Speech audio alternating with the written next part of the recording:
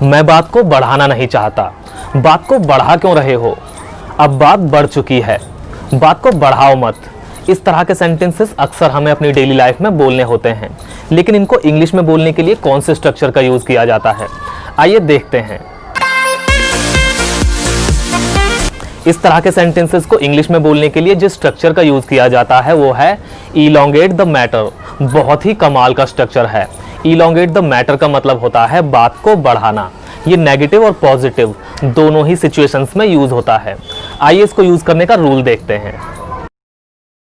इसके रूल के लिए सबसे पहले बोला जाता है सब्जेक्ट और उसके बाद हेल्पिंग वर्ब। हेल्पिंग वर्ब के बाद बोला जाता है इलोंगेट द मैटर और उसके बाद अदर वर्ड्स।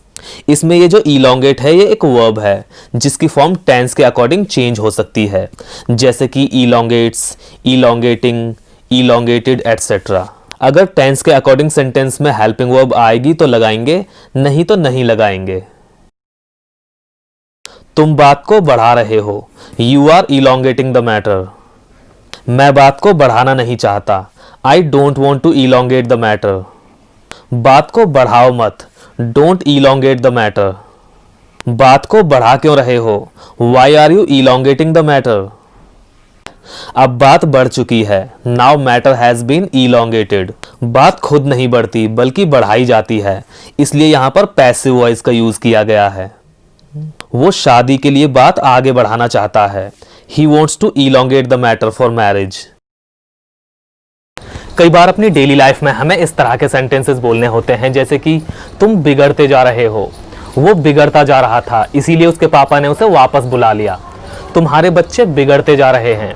इस तरह के सेंटेंसेस को इंग्लिश में बोलने के लिए जिस स्ट्रक्चर का यूज़ किया जाता है वो है गेटिंग स्पॉइल्ड।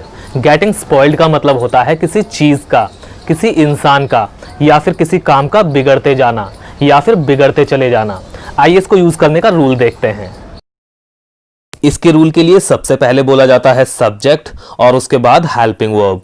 हेल्पिंग वर्ब के बाद बोला जाता है गेटिंग और उसके बाद स्पॉइल्ड और लास्ट में अदर वर्ड्स।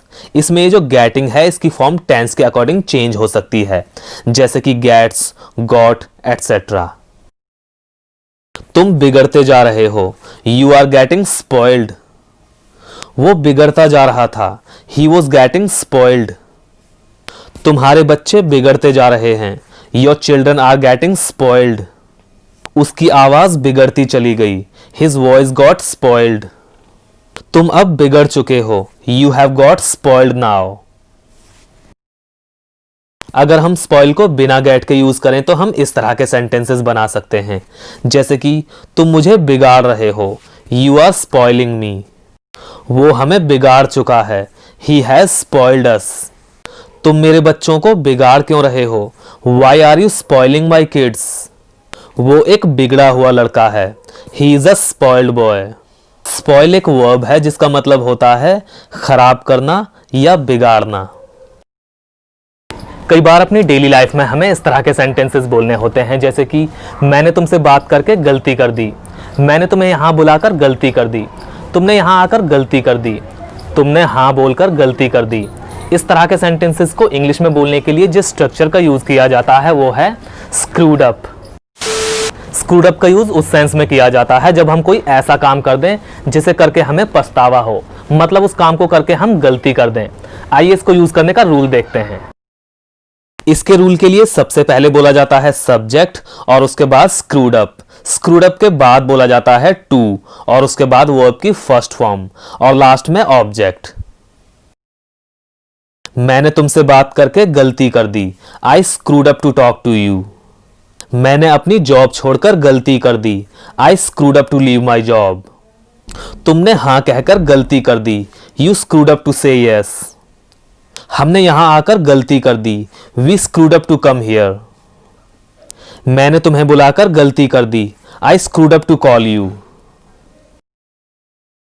कई बार अपनी डेली लाइफ में हमें इस तरह के सेंटेंसेस बोलने होते हैं, जैसे कि मैं खाना खाकर आया हूं, मैं नहाकर आया हूं, लगता है तुम सोकर आए हो। इस तरह के सेंटेंसेस को इंग्लिश में बोलने के लिए जिस स्ट्रक्चर का यूज़ किया जाता है वो है सब्जेक्ट प्लस हैज़ या फिर हैव और उसके बाद वर्ब की थर्ड फॉर्म और फिर ऑब्जेक्ट। ऑब्जेक्ट के बाद बोला जाएगा एंड और एंड के बाद वर्ब की सेकेंड फॉर्म। मतलब जो काम पहले हुआ है उसे प्रेजेंट परफेक्ट टेंस में बनाया जाएगा और जो काम बाद में हुआ है उसे पास्ट इंडेफिनिट टेंस में बनाया जाएगा। आइए इसको कुछ एग्जांपल्स की मदद से और अच्छी तरह से समझते हैं। मैं खाना खाकर आया हूं, I have eaten the food and came. मैं चाय पीकर आया हूं, I have taken tea and came. वो अपना काम खत्म करके आई है, she has finished her work and came. वो हाथ धोकर आया था। अगर सेंटेंस पास्ट टेंस में है तो हैज या फिर हैव की जगह हैड का यूज किया जाएगा। He had washed hands and came. मैं नहाकर आया हूं, I have taken a bath and came. कई बार अपनी डेली लाइफ में हमें इस तरह के सेंटेंसेस बोलने होते हैं जैसे कि पैसा मेरे लिए कोई मायने नहीं रखता, या फिर पैसे से मेरा कोई मतलब नहीं है, अब वो मेरे लिए कोई मायने नहीं रखती, या फिर अब मेरा उससे कोई मतलब नहीं है। इस तरह के सेंटेंसेस को इंग्लिश में बोलने के लिए जिस स्ट्रक्चर का यूज किया जाता है वो है mean nothing to. Mean nothing to का यूज उस सेंस में किया जाता है जब हमें कहना हो कोई चीज, कोई इंसान या फिर कोई काम हमारे लिए कोई मायने नहीं रखता, मतलब उससे हमारा कोई मतलब नहीं है। इसमें ये जो मीन है ये वर्ब है जिसकी फॉर्म टेंस के अकॉर्डिंग चेंज हो जाएगी, जैसे कि मीन्स, मेंट, मीनिंग एटसेट्रा। आइए इसको यूज करने का कंप्लीट रूल देखते हैं। इसके रूल के लिए सबसे पहले बोला जाता है सब्जेक्ट और उसके बाद मीन नथिंग टू और लास्ट में ऑब्जेक्ट। इसमें ये जो मीन है इसकी फॉर्म टेंस के अकॉर्डिंग चेंज हो जाएगी, जैसे कि मीन्स, मेंट, मीनिंग एटसेट्रा। तुम्हारे पैसे मेरे लिए कोई मायने नहीं रखते, your money means nothing to me. अब वो मेरे लिए कोई मायने नहीं रखती, she means nothing to me now. तुम मेरे लिए कोई मायने नहीं रखते, you mean nothing to me. क्या मैं तुम्हारे लिए कोई मायने नहीं रखता, do I mean nothing to you. उसकी बातें मेरे लिए कोई मायने नहीं रखती थी, his talks meant nothing to me. ये रिश्ता मेरे लिए कोई मायने नहीं रखता, this relationship means nothing to me. तो गाइज आज की इस वीडियो में बस इतना ही। आई होप कि आपको वीडियो पसंद आया होगा और आपको इन सभी स्ट्रक्चर्स का यूज अच्छे से समझ में आया होगा। अगर आपको कोई डाउट हो तो आप कमेंट करके पूछ सकते हैं। तो मिलते हैं अगली वीडियो में एक नए लेसन के साथ। Till then take care.